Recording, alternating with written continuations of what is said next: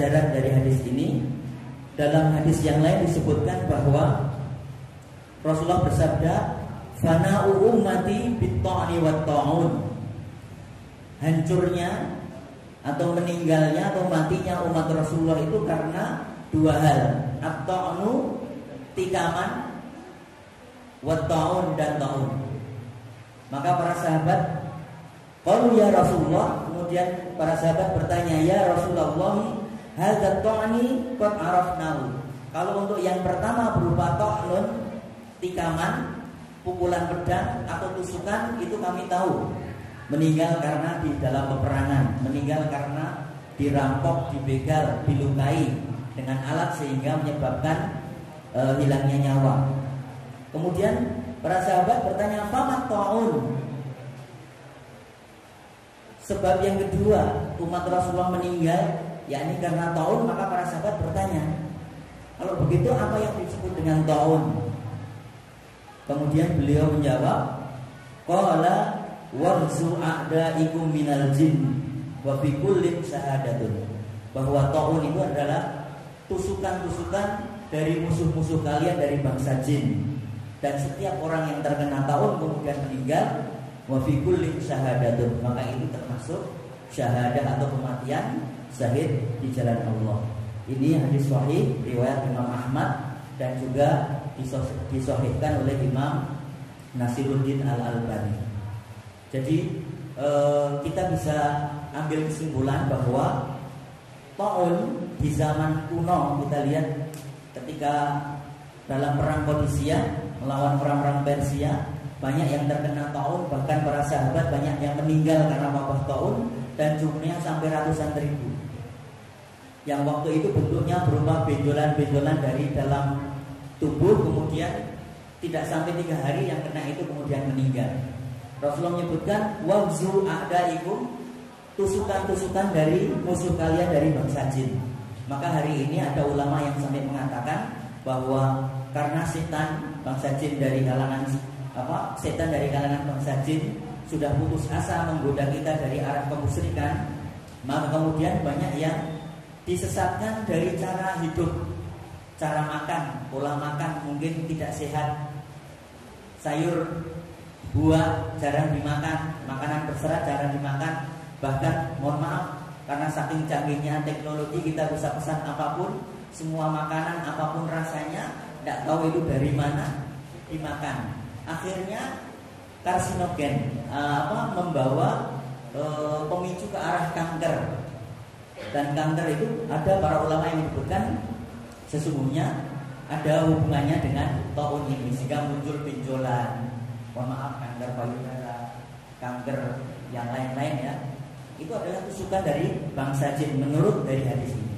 Sehingga kita perlu perbaiki cara makan kita, cara hidup kita, halalan thayyibah saja, tidak usah mengikuti tren kuliner hari ini.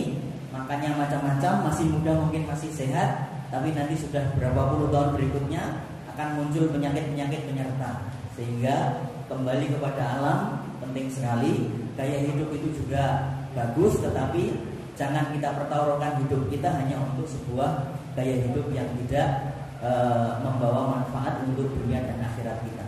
Baik, kemudian penjelasan dari hadis ini, Ibnu Ajlan berkata, jika ada yang diharapkan seorang mukmin adalah pahala yang dijanjikan Allah, maka ia akan menyadari bahwa musibah penyakit apapun termasuk ta'un adalah takdir dari Allah.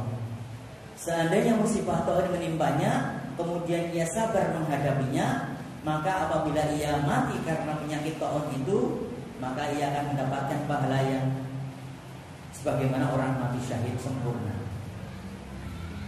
Yang kedua, orang yang sabar menghadapi ta'un atau penyakit yang lain yang sejenis dengan penyakit itu, ia akan selamat dari siksa kubur. Sebagaimana dalam hadis, orang yang mati syahid fisabilillah dalam peperangan, dia tidak akan mendapatkan pertanyaan di alam kubur. Tidak akan ditanya man rabbuka, tidak akan ditanya man nabiyika, tidak akan ditanya yang lain-lain, karena kematian telah menjadi bukti bahwa dia betul-betul merupakan hamba Allah yang taat kepada Allah Subhanahu wa taala. Yang ketiga, seorang yang berada di daerah terjangkitnya wabah penyakit menular seperti taun, hendaknya ia tidak pergi ke daerah lain. Ini yang perlu kita pahami.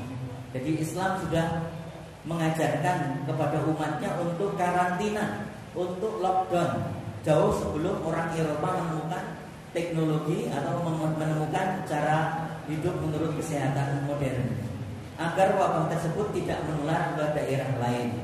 Maka termasuk kita menggunakan masker supaya tidak menulari atau tertular yang lain. Yang keempat, pahala mati syahid tidak terbatas hanya bagi orang yang gugur di medan peperangan jihad fisabilillah.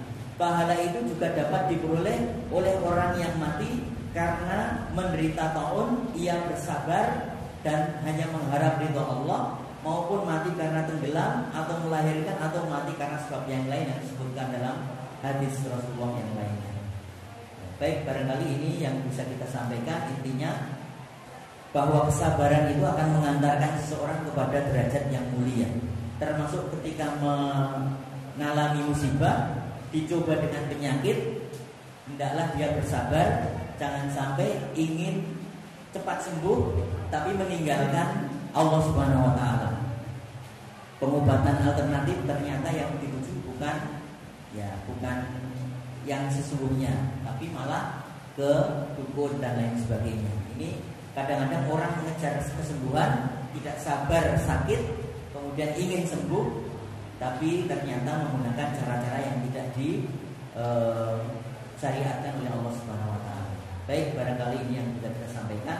Mari kita terus memupuk kesabaran kita. Apapun yang terjadi, kita bersabar. Insyaallah orang yang bersabar akan meraih dan mendapatkan pahala yang berlipat-lipat. Dari saya cukup sekian. Subhanallahumma wa bihamdika, asyhadu an la ilaha illa anta, astaghfiruka wa atubu ilaik. Assalamualaikum warahmatullahi wabarakatuh.